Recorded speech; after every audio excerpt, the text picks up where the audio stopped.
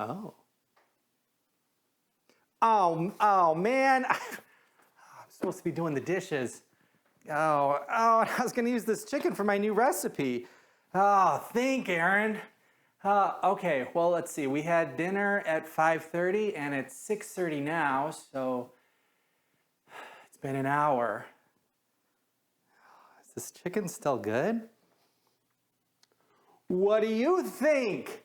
Hey guys, Chef Aaron here. In our new food safety course, I'm going to be answering that question and many more. Okay, I'm so excited about this class. It is a 4-week course. You can take every class or just one or a couple, okay? Not only are we going to be making some amazing recipes, but we're going to be learning a lot of food safety rules and tips, okay? But wait, that's not all. You're also going to get 4 cutting mats.